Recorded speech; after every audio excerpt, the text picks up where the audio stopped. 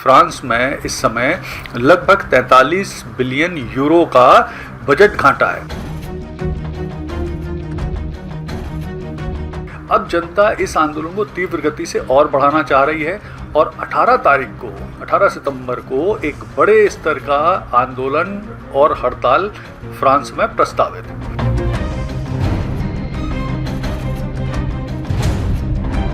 कुल मिला के जो स्थितियां बन रही हैं वो लगभग वैसी ही बन रही हैं जैसी कि इंडोनेशिया में सरकार के खिलाफ आंदोलन हुए, अभी नेपाल में जैन जी का आंदोलन हुआ जिसने सरकार को बदल दिया।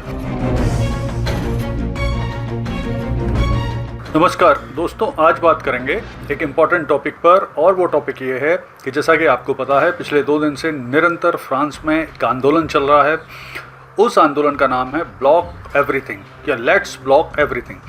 ये आंदोलन जो है बेसिकली जो राष्ट्रपति हैं फ्रांस के एमेनुअल मैक्रोन, उनके खिलाफ चल रहा है, उनकी आर्थिक नीति, उनकी नीतियों के खिलाफ चल रहा है। तो आइए विस्तार से इसकी जानकारी प्राप्त करते हैं और जानने की कोशिश करते हैं कि आम जनता फ्रांस की ये आंदोलन क्यों कर रही है, एमेनुअल मैक्रोन की नीतियां क्या हैं और क्या परेशानी है। तो देखिए, पिछले 2 दिन से लगातार जो फ्रांस है उसके जो प्रमुख शहर हैं जिनमें पेरिस है, टुलूज़ है, लियोन है, इन शहरों में तीव्र गति से आंदोलन चल रहा है। लगभग 1 लाख से अधिक व्यक्ति आंदोलन कर रहे हैं और इस आंदोलन को दबाने के लिए अब एमेनुअल मैक्रोन ने बहुत भारी मात्रा में पुलिस की तैनाती भी कर दी।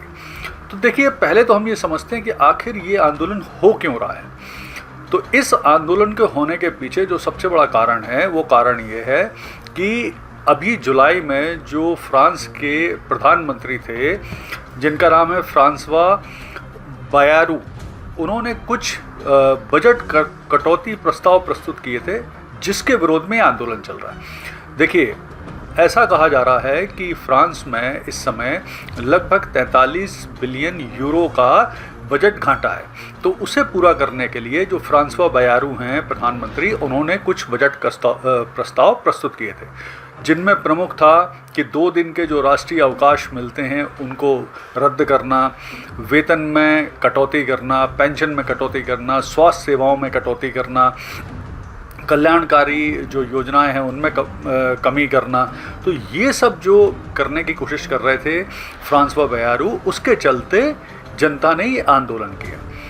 हालांकि अभी एमेनुअल मैक्रोन ने उनको फ्रांसवा बायारू को हटा दिया है और उसकी जगह नया प्रधानमंत्री नियुक्त कर दिया, लेकिन अब जनता इस आंदोलन को तीव्र गति से और बढ़ाना चाह रही है और 18 सितंबर को एक बड़े स्तर का आंदोलन और हड़ताल फ्रांस में प्रस्तावित है। प्रमुख रूप से कौन कौन से व्यक्ति हैं शामिल इस आंदोलन में वो देखते हैं।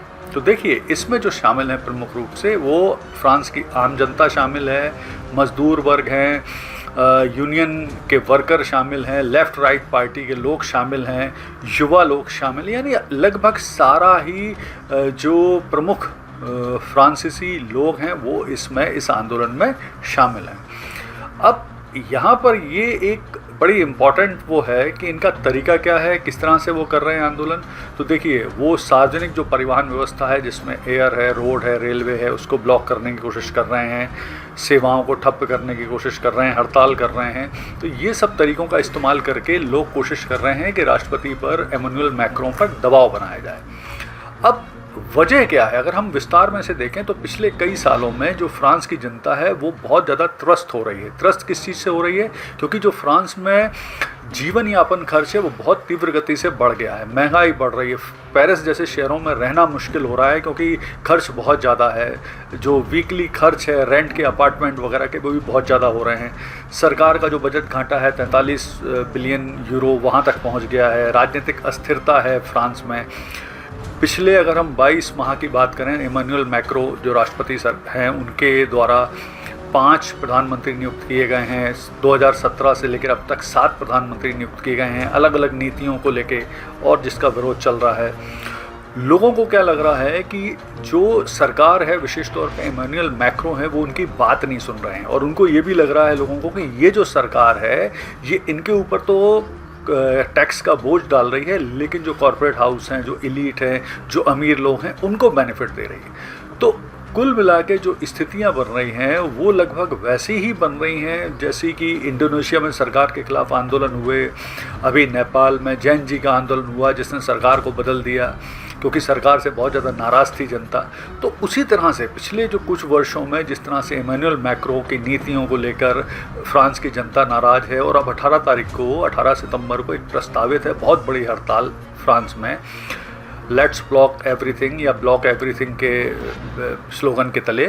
तो मुझे लगता है कि अगर इमैनुअल मैक्रों ने कोई बड़े कदम नहीं उठाए, कोई जनता को राहत देने की कोशिश नहीं करी, जो उनकी नीतियां हैं जिसमें पेंशन कट है और हेल्थ सेवाओं में कटौती वगैरह है शामिल है, वेतन में कटौती, अगर उसको सही ढंग से नियंत्रित नहीं किया, सही ढंग से उसको रोकने के उपाय नहीं किए, तो निश्चित तौर पर बड़ा जन आंदोलन फ्रांस में इमैनुअल मैक्रों के खिलाफ हो सकता है और जिससे उनकी सत्ता भी जा सकती है। तो उनको अभी से उसे रोकने के, जनता के मूड को भांपने और उनके अनुसार एक्ट करने के उपाय करना चाहिए। धन्यवाद।